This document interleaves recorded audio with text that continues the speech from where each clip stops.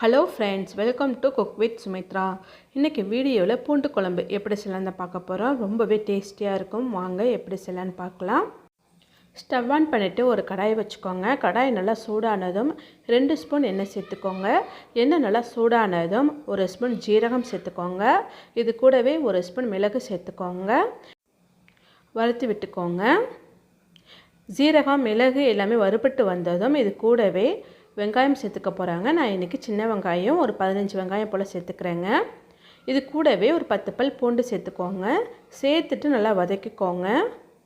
வெங்காயம் பூண்டு எல்லாமே நல்லா வதங்கி வரணுங்க.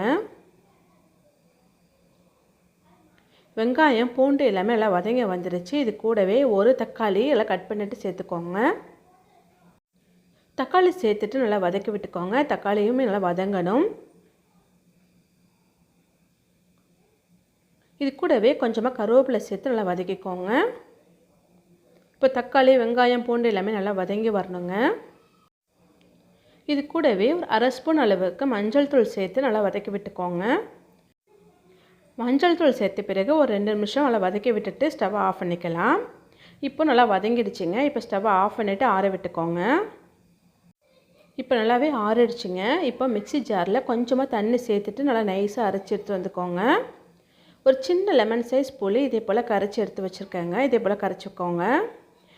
ஸ்டவ் ஆன் பண்ணிவிட்டு ஒரு கடாயை வச்சுக்கோங்க. நல்லெண்ணெய் சேர்த்துக்கோங்க. 3 ஸ்பூன் அளவுக்கு நல்லெண்ணெய் சேர்த்துக்கோங்க. இந்த குழம்புக்கு நல்லெண்ணெய் கொஞ்சம் அதிகமாக சேர்த்து செய்யும் பொழுது டேஸ்ட்டு ரொம்ப சூப்பராக இருக்கும். எண்ணெய் நல்லா சூடானதும் 1 ஸ்பூன் வெந்தயம் 1 ஸ்பூன் ஜீரகம் சேர்த்துக்கோங்க.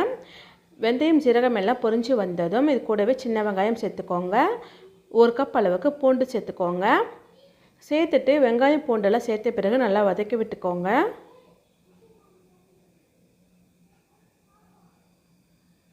கூடவே கருவேப்பிலை சேர்த்து நல்லா வதக்கி விட்டுக்கோங்க.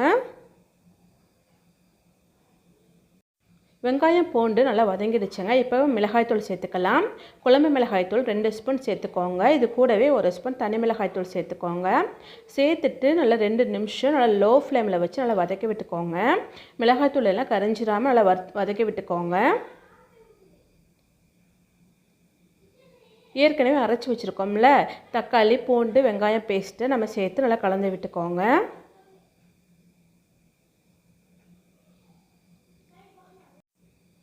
கலந்து விட்ட பிறகு கொஞ்சமாக தண்ணி சேர்த்து நல்லா கலந்துக்கோங்க. கலந்து விட்டுட்டு நல்லா கொதிக்க விட்டுக்கோங்க.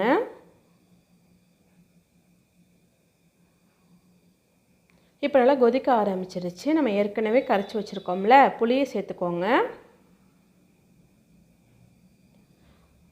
ஒரு டைம் நல்லா கலந்து விட்டுக்கோங்க. இப்போ தேவையான அளவு உப்பு சேர்த்துக்கோங்க. சேர்த்துட்டு நல்லா கொதிக்க விட்டுக்கோங்க. இதே போல் நல்லா கொதித்து நல்லா திக்காகி வரணுங்க.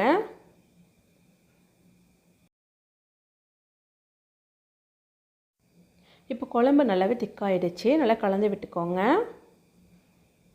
இப்போது சின்ன துண்டு வெல்லம் சேர்த்துக்கோங்க. சேர்த்துட்டு நல்லா கலந்து விட்டுக்கோங்க. குழம்பு இன்னுமே நல்லா திக்காகி வரணுங்க. நல்லா கொதிக்க விட்டுக்கலாம். மிதமான தேயிலை வச்சு கொதிக்க விடுங்க. இப்போ நல்லா கொதிச்சிருச்சு. இப்போ நம்ம ஸ்டவ் ஆஃப் பண்ணிடலாம். அவ்வளோதான், ரொம்பவே சூப்பரான பூண்டு குழம்பு ரெடி ஆகிடுச்சு. ரொம்ப சிம்பிளாக செஞ்சிடலாங்க. டேஸ்ட் ரொம்ப சூப்பராக இருக்கும்.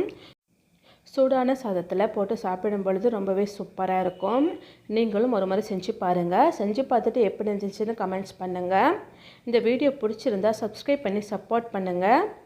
லைக் பண்ணி ஷேர் பண்ணுங்கள். தேங்க்யூ.